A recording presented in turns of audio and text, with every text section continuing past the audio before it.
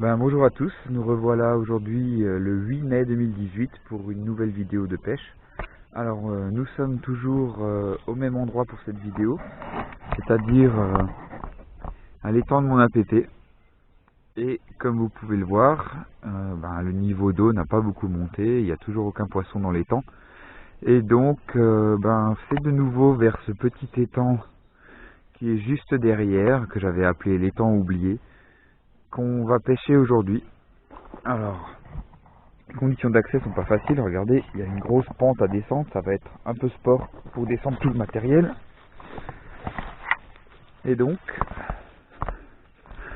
le thème de la journée d'aujourd'hui, ça va être pêche de la carpe, mais cette fois-ci à la canne fixe, à la grande canne.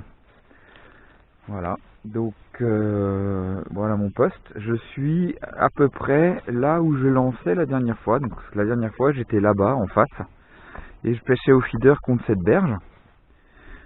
Voilà. Je suis un peu sous les peupliers, j'espère que tout va bien se passer. Il y a des branches, mais bon, ça devrait aller pour déboîter.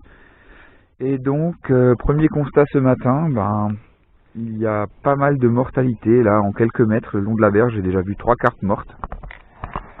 Voilà, donc, je sais pas, la fraie approche. Bon, on va tenter quand même aujourd'hui de faire un peu de poisson. Donc, on va passer toute l'étape mise en place du matériel. Et puis je vais mouiller l'amorce tranquillement et puis je reviendrai vers vous au moment de pêcher. On verra ensemble le sondage, les appâts utilisés et après place à l'action. Allez, on se retrouve quand tout est en place. Bon, je viens de totalement foirer la vidéo de préparation de la pâte parce que j'ai tout simplement oublié d'allumer la caméra. Donc on recommence.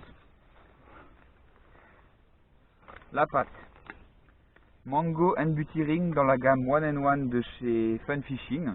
Une pâte orange au goût de mangue qui je trouve marche pas trop mal, à laquelle j'ai rajouté du Fibrix, c'est un additif de chez Sensas qui sert à rendre la pâte un peu filandreuse et qui lui permet, même quand elle est molle, de bien tenir à l'hameçon. Alors, voilà, la pâte est prête. J'ai un peu raté la préparation, donc je vous le refais rapidement. J'ai mis 4 petites coupelles comme ça de pâte, 4 petites coupelles d'eau, comme ça fait one and one, donc c'est une part de pâte en poudre, une part d'eau. Au départ c'est très très liquide, et puis comme vous pouvez le voir, ça a déjà bien pris, ça tire. Et puis voilà, on a tout de suite une pâte qui est utilisable, un peu molle, qui tiendra quand même bien à l'hameçon à cause du Fibrix. Donc là on la laisse encore un peu tirer, on termine de s'installer, on attaque la pêche. Alors on va commencer par sonder pour pêcher à la pâte. Donc déjà à la pâte, il faut que la boulette de pâte repose parfaitement sur le fond à la bonne profondeur, puisque c'est elle qui équilibre le flotteur. Alors la ligne.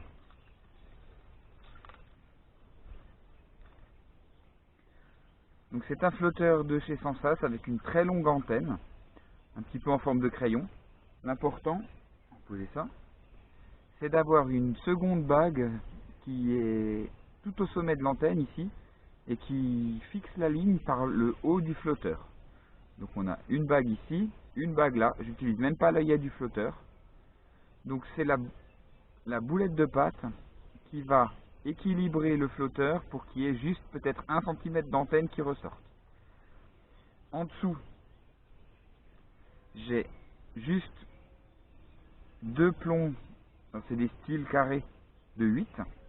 Ça équilibre pas du tout le flotteur, c'est juste pour que la ligne se mette à peu près en place. Et aussi pour que quand on amènera la boule de pâte avec la coupelle, ça ne ballotte pas trop dans le vent. Et donc, j'utilise ici une sonde de chez Gourou avec un canal central qui va me permettre d'avoir exactement la bonne profondeur. Donc le sondage est très important.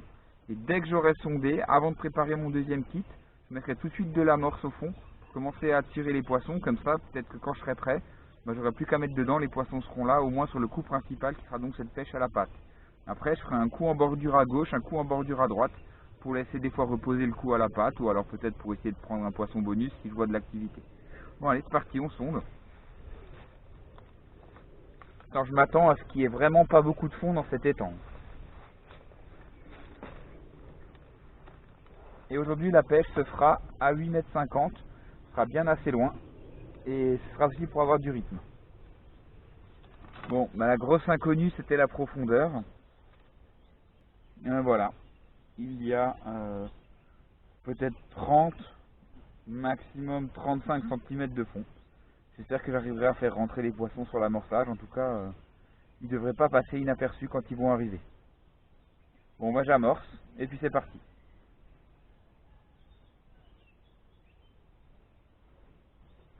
Une dernière petite chose, hein, pour pêcher à la patte, il ne faut pas beaucoup de bannières. Donc là, parce que vous voyez, je dois avoir 1,50 m de bannière. Donc je vais recouper tout ça très très court. Peut-être, moi j'aime bien une quarantaine de centimètres. Voilà. Et donc ensuite, il n'y a plus qu'à pêcher. Alors au niveau de mon amorçage de départ sur mon coup à la patte, ben, comme il n'y a pas beaucoup de fond, je vais descendre l'amorce en la pressant juste très légèrement dans la coupelle pour qu'elle tienne. Comme ça, elle va descendre, elle va former un tapis sur le fond qui ressemblera un petit peu à de la pâte en train de fondre. Et donc, ben, je vais mettre, pour commencer, je vais mettre 2 coupelles avec peut-être un tout petit peu de pelet par-dessus. Et puis, ça sera bien suffisant. Après, on fera une pêche au rappel. On en remettra à chaque fois avec la boule de pâte.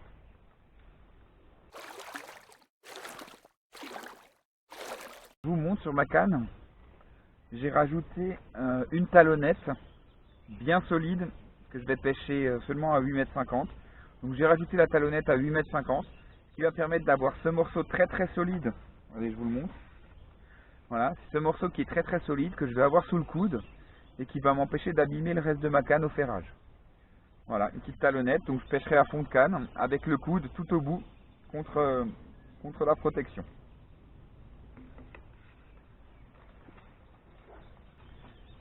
Alors avant d'aller plus loin, on va faire un petit tour de voir ce qu'on a sur la tablette aujourd'hui. Donc j'ai des asticots rouges congelés. Voilà, comme ça ils seront inertes, ils ne s'enfonceront pas dans la vase. J'ai 2 boîtes de différents pellets chez Preston qui servent à mettre à l'hameçon si jamais comme mèche alternative. Du maïs doux. Des pellets de 4 mm que j'ai fait légèrement humidifier pour qu'ils coulent bien. Ma pâte. Voilà ma pâte. Et donc de l'amorce. Alors c'est une amorce rouge. Vous voyez la couleur qui se marie bien avec celle de la pâte. Ça s'appelle Krill Killer ou Killer Krill de chez Sensas. Voilà, c'est une amorce au krill qui a une très bonne odeur et qui devrait, je pense, bien marcher pour les carpes de cet étang qui, je pense, sont très fins. Bon voilà, la pêche va commencer. Donc je ressors mon petit accessoire de la dernière fois qui ne m'avait pas porté chance au lac de Courtabon puisque j'avais fait un joli capot. Donc c'est mon cliqueur digital. Voilà, donc il n'y a qu'à appuyer sur le bouton et puis ça compte, ça sert à compter les poissons parce qu'aujourd'hui je ne vais pas mettre de bourriche. Et on va attaquer donc par une pêche à la patte. Alors je vous explique juste ce que j'ai fait. J'ai amorcé un coup en bordure ici avec des pellets et du maïs. Et un coup en bordure sur la droite avec juste des asticots congelés et un peu d'amorce. Et donc maintenant on attaque la pêche principale à la patte. Donc j'ai raccourci ma ligne. Et la première chose à faire, c'est de placer au bout du sion une coupelle. Voilà, donc à une vingtaine de centimètres du sion qui va me permettre d'amener la pâte sur le cou sans qu'elle se décroche de l'hameçon. Alors pour pêcher à la pâte, j'utilise toujours la même référence d'hameçon. Ce sont des MP400 de chez Fun Fishing. Je ne sais pas si on voit. C'est un hameçon qui est assez gros avec une très large ouverture qui tient bien la pâte, qui pique très très bien, sans ardillon bien sûr.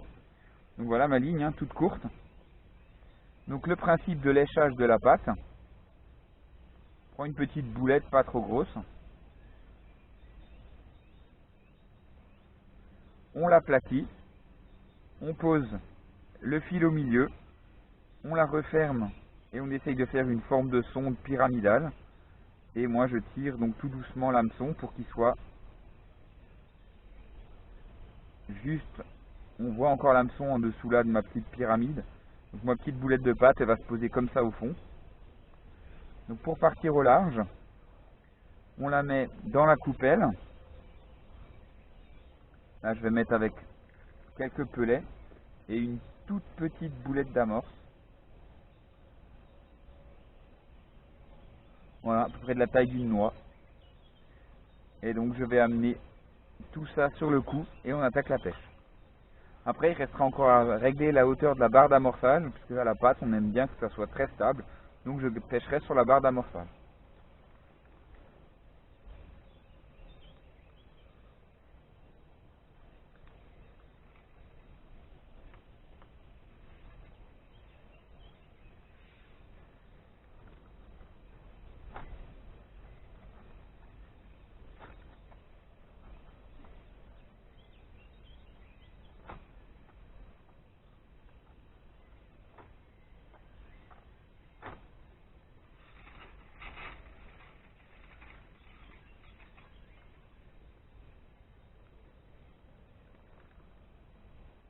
Voilà, donc on amène la patte sur le coup et on descend tout ça délicatement en place. On pose sur la barre et ça pêche. Alors là, je sais pas si vous voyez, mais le flotteur il sort encore pas mal de l'eau. Donc je vais devoir enlever encore un tout petit peu de fond parce que j'en ai encore de trop. Et donc pendant que je pêche ce coup, je garde un œil sur les autres pour essayer de voir s'il y a de l'activité. Donc je pourrais comme ça alterner entre les coups si je vois des fouilles ou des activités de poissons. Donc là avec le soleil, je pense que vous me voyez que en ombre chinoise. Donc ce que je vais faire, je vais déjà déplacer la caméra et mettre des lunettes de soleil parce que on profite du beau temps mais c'est difficile pour filmer. Bon voilà, casquette, lunettes de soleil et on y retourne. Hein.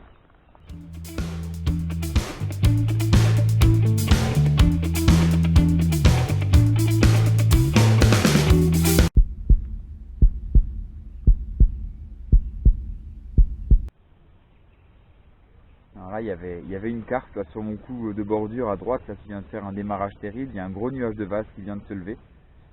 Et c'est dommage, j'aurais dû aller faire un petit essai parce que j'avais vu quelques bulles.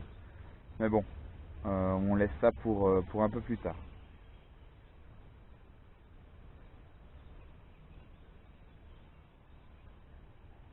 Là, sur mon coup à la patte, l'eau s'est troublée sous le flotteur. Je vous rappelle, il n'y a même pas 30 cm de fond. Donc c'est aussi la preuve qu'il doit y avoir des poissons sur le coup. Donc maintenant, il s'agit d'être patient, essayer de ne pas les effrayer avec la ligne.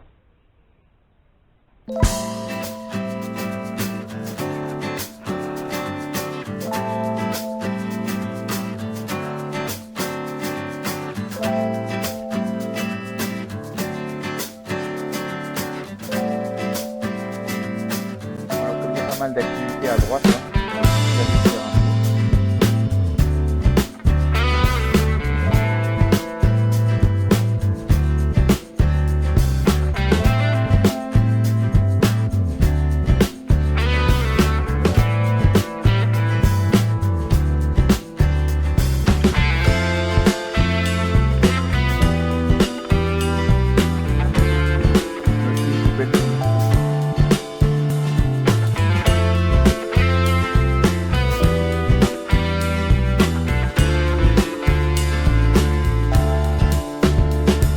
Là, je vais mettre une grosse bouchée, 5 asticomores.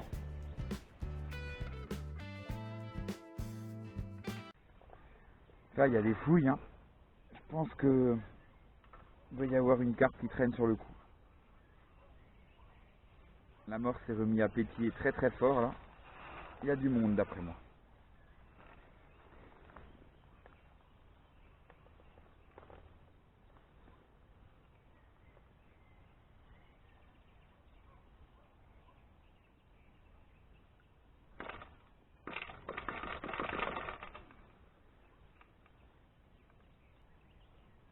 Il y a des gros nuages de vase qui remontent, des bulles.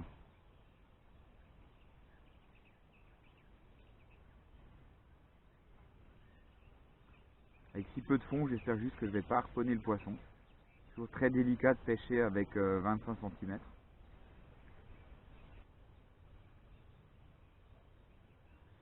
Voilà, donc le poisson a fini par toucher ma ligne. J'ai essayé un petit peu de lui courir après. Il y a plusieurs poissons sur le coup. Et puis il s'est effrayé, il est parti. Bizarre. Je m'attendais vraiment à avoir une touche rapide. On va attendre qu'il revienne.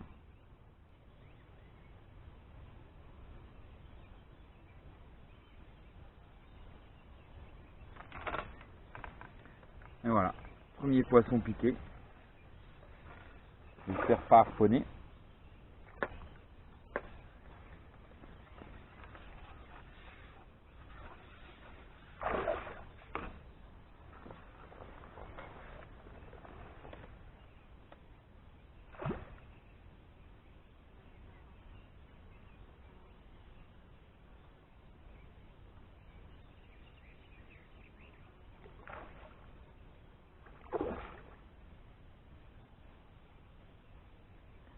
Donc là, tout autour de moi sont mes 3 coups.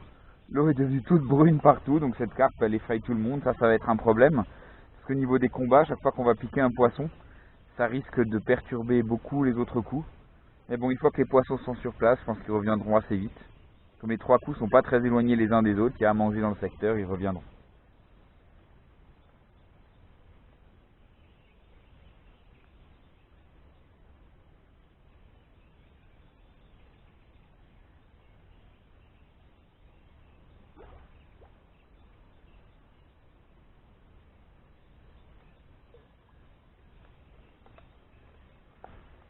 Alors voilà, élastique creux, donc on va commencer à tendre un petit peu plus. J'ai un bas de ligne en 14 centièmes avec un hameçon de 16. Qui permet quand même de tirer un peu sur ces poissons qui sont pas trop gros.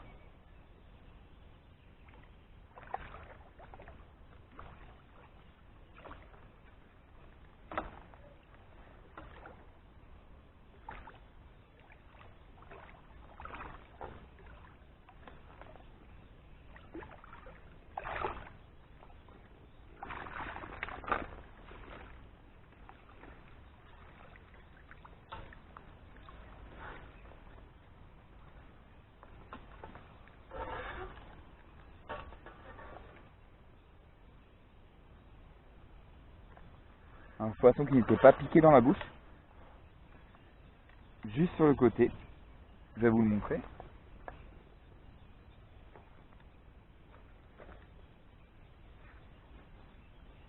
Voilà donc la taille moyenne des poissons que je m'attends à prendre, aux alentours de 1,5 kg.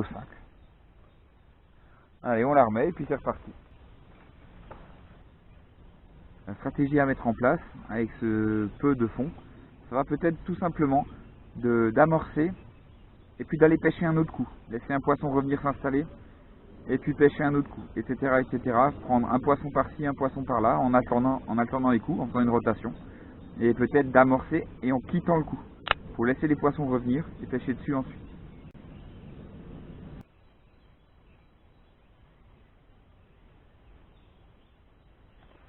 Il faut que je retourne à droite, là il y a trop d'activité. Faut pas laisser passer ça. C'est une vraie cocotte minute, il y a des bulles de partout. Tiens, bah, je vais essayer d'y retourner avec mon grain de maïs. Juste pour voir si ça les tente. Peut-être qu'elles vont se focaliser sur l'aspect visuel, c'est avoir une touche rapidement.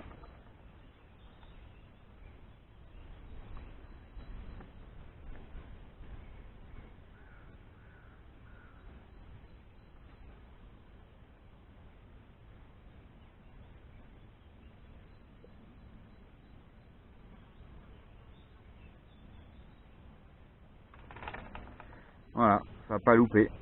À peine dedans, tout de suite une touche.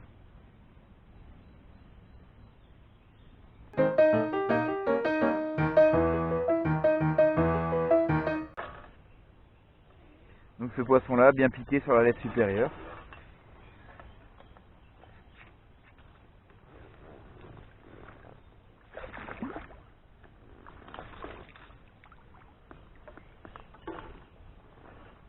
Comme quoi, un grain de maïs, peut-être par le côté visuel, ça peut aider les poissons à se focaliser dessus. Là, il y a toujours encore des fouilles sur le coup, donc je vais y retourner rapidement. Il y a peut-être encore l'un ou l'autre poisson qui traîne.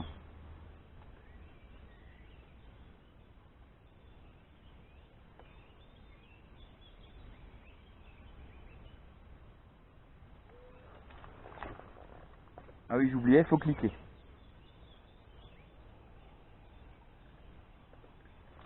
Ça fait 2.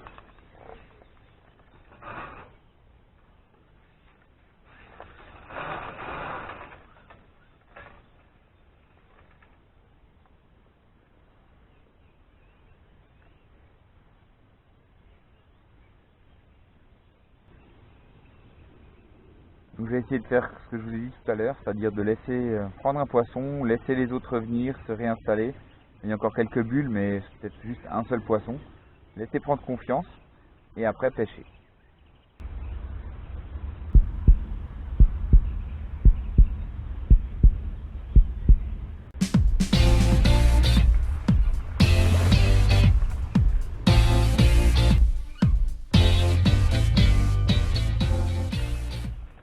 Voilà, premier poisson pris à la pâte aujourd'hui. Allez.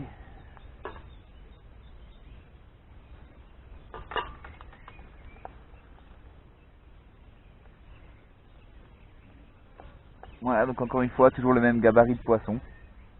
1,5 kg à peu près.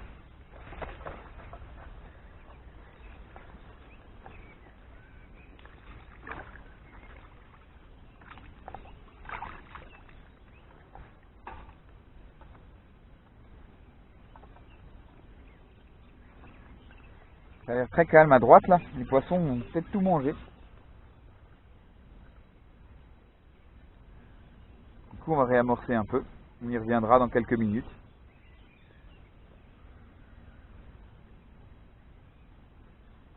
Et bien sûr, j'oublie pas, je clique.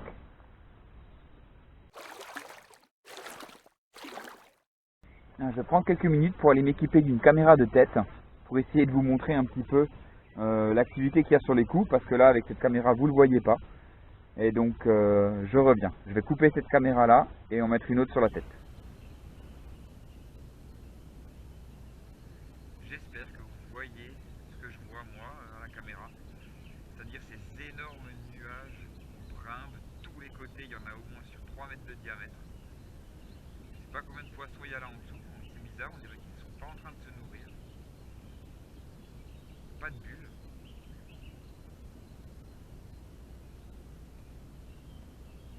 Quand les poissons arrivent sur mon coup de droite, là, il y a des grosses bulles partout, ils mettent vraiment la tête au fond.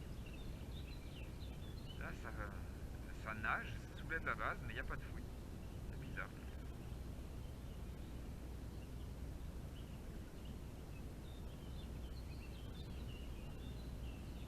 Indication dans le flotteur. Gros nuage brun qui est sorti juste à côté. Et voilà, vous avez vu, j'espère que vous avez vu la touche là.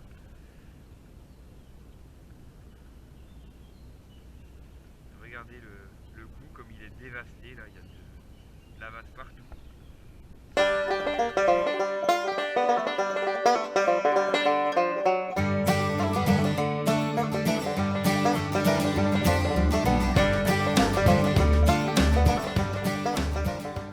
Au final, j'espère que vous le voyez bien, c'est de loin le plus gros poisson de la journée. Voilà. Bon, on va mettre à l'eau. Poisson qui doit faire à peu près 2,5 kg.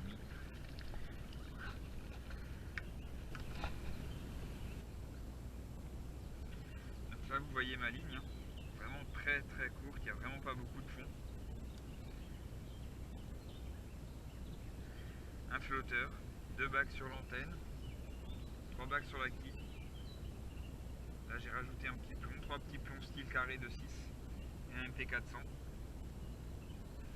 Donc on recommence, on prend une bonne grosse boulette de pâte, une grosse boule, en forme de son pyramidal. L'hameçon, on le voit là, il est juste en dessous. On met ça dans la coupelle. Une toute petite boulette d'amorce.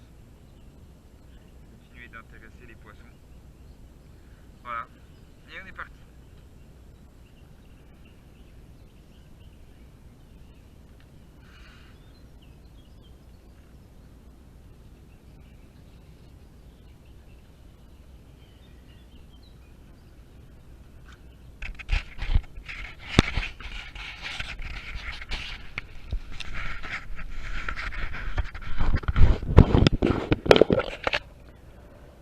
Alors je viens de faire un petit essai là, j'ai enlevé le capuchon de la caméra à l'arrière pour voir si le son va être meilleur, c'est juste sur ma tête donc j'espère que le son est bon.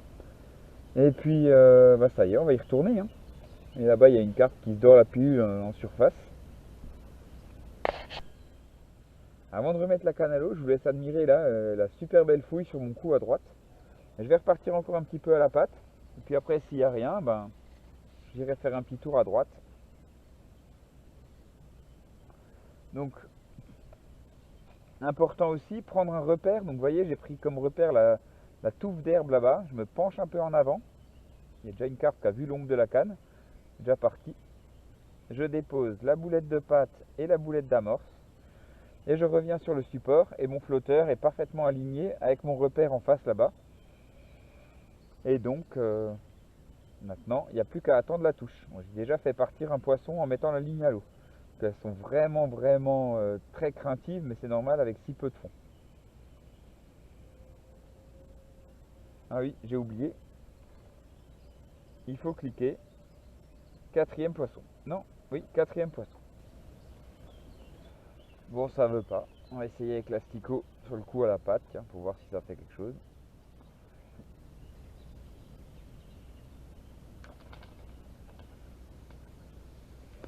Voilà, vous voyez, il n'y a pas de règle absolue. On peut prendre une carpe au maïs sur le coup aux asticots, une carpe à l'asticot sur le coup à la patte. Aucune règle particulière. Les poissons sont là, ils mangent.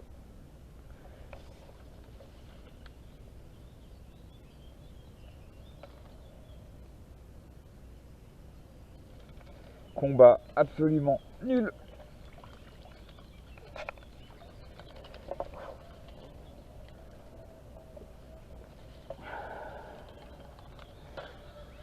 Même pas sûr qu'elle se soit rendue compte qu'elle ait été piquée.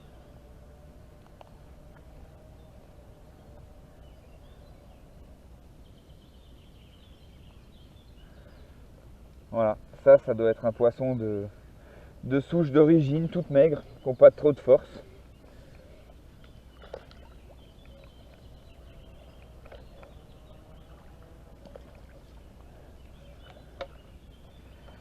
Voilà. 5e poisson. Bon, moi j'ai fixé la 2e caméra sur le manche d'épuisette. Je vais essayer de faire une petite vidéo sympa de mise à l'épuisette. On va voir ce qu'on peut prendre.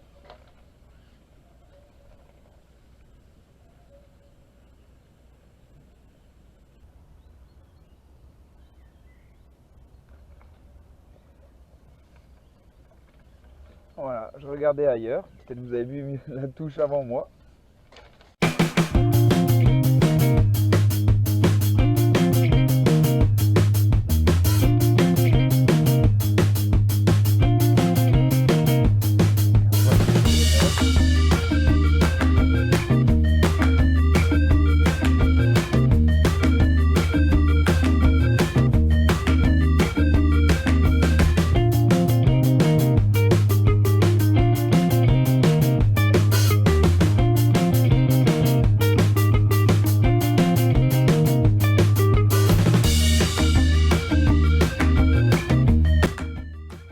Voilà, une petite commune tout allongée. Et on va la remettre à l'eau.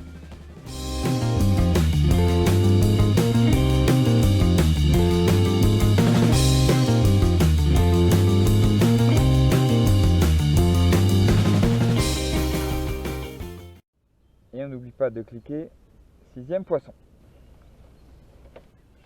Donc le grain de maïs, peut-être que c'est une bonne solution. Il y a peut-être un aspect visuel là, à voir. Continue.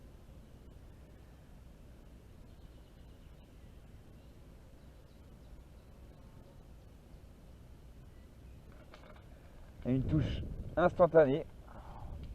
Et regardez l'eau comme elle est. Ah, il y a du monde. Hein.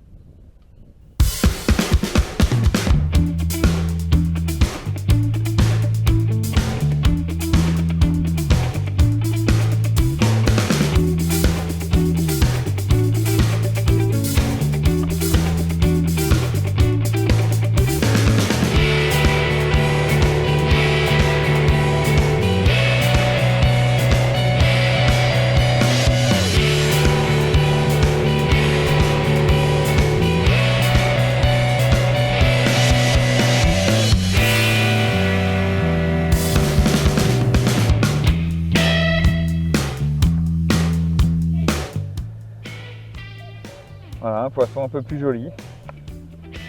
Poisson qui doit faire presque 2 kg.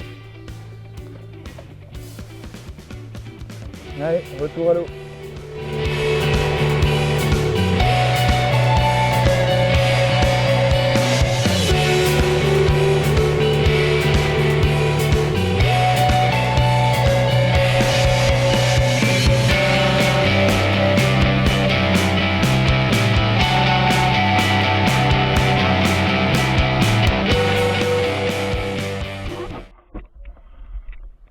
Donc le maïs semble plutôt bien marcher. Est-ce que c'est la couleur? Je sais pas. Et on y retourne. Et on n'oublie pas de cliquer 7e poisson.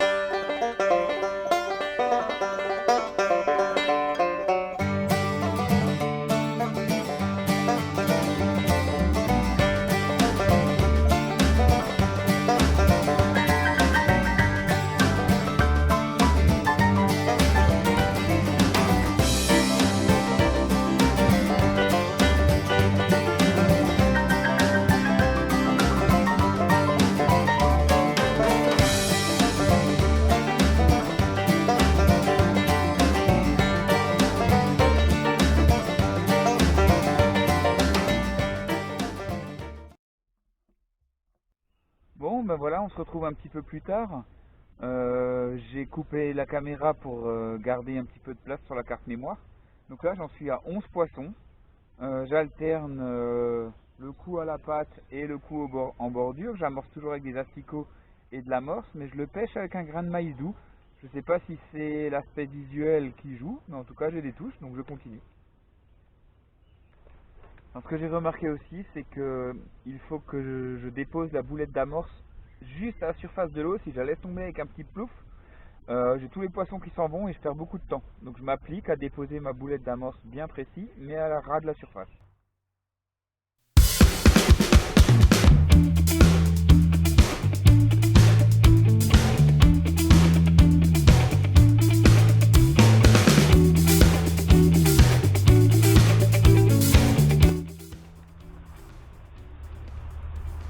Voilà encore un petit poisson bien sympathique. Et c'est parti, il reste à peu près 1h30 de pêche. On va essayer d'en prendre encore quelques-uns.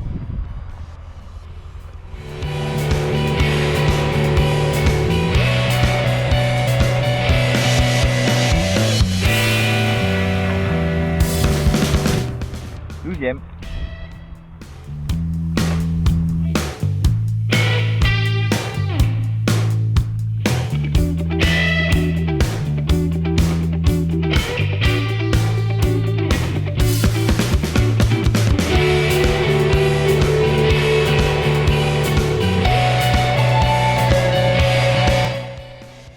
Allez, 13e poisson, il aura mis encore un peu de temps à venir. Maintenant je vais couper la caméra pour essayer de garder encore un peu de carte mémoire pour pouvoir vous faire une petite conclusion à la fin de la pêche.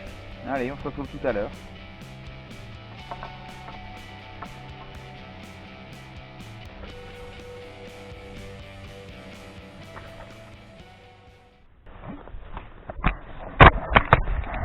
Bon ben voilà, ça y est, la matinée se termine. Il est 12h15, j'ai pêché exactement 5 heures. Je ne sais pas si vous allez voir. Sur mon compteur, j'ai 17. Donc j'ai attrapé 17 carpes ce matin, plus un petit rotangle. Bon ben, je vous montre un peu les temps. Depuis que mon coup est à l'ombre, eh ben ça marchait nettement moins bien. Donc j'avais plus de touches ce matin quand c'était au soleil. Voilà, donc je vais terminer de remballer et puis je vous dis à une prochaine vidéo. À bientôt.